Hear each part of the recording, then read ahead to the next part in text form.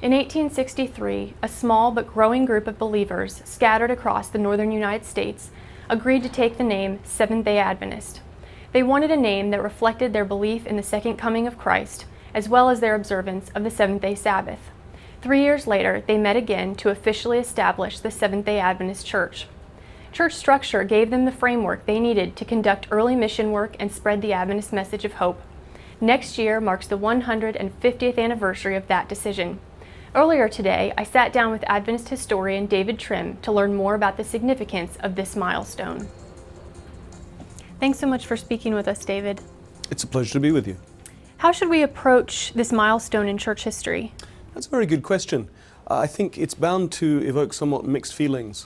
For a community of Adventists looking forward to the second coming of Christ, the longer we stay here, the less satisfied we have to be in some ways. But I do think we can look back with some degree of satisfaction because we've done amazing things thanks to God's power, not any thanks to us in a way. But, you know, the church has grown, it's spread, and it has changed the lives of many, many millions of people for the better in this world, even as we look forward to the end of this world and the coming of the next. So I think we have to say, okay, perhaps there are some things we could have done, we should have done, that we haven't done. So we need to perhaps reflect and even repent. But at the same time, we can say we have some things to celebrate here in our history. The Seventh-day Adventist Church began and still is a group of believers looking forward to the second coming of Christ. With that in mind, why is it important to set aside time to focus on the past? The reason, Erica, is because God asks us to do that. Again and again throughout the Bible, God tells His people, remember and do not forget.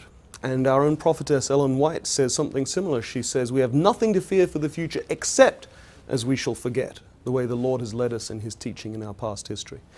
And the reason God asks us to look to the past is because we can find there confidence for the future. When we look to the past and see how He has led us, see how He led our pioneers, see how He has led this church, not just in the 19th century, but ever since, we can say, yes, God is leading, God is with us, and that can give us confidence and enthusiasm.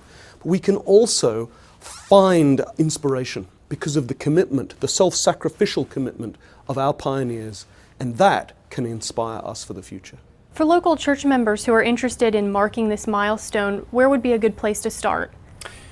Two good places. One is to go to the 150th anniversary website, which is at the main church website, www.adventist.org/150. So adventist.org/150 for 150.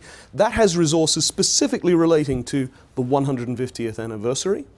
But you can also find other resources if people are interested in the history of the church. There's a wealth of resources at the GC Archives website, which is www.adventistarchives.org. So that's adventistarchives.org with 1.7 million pages of content, of historical content.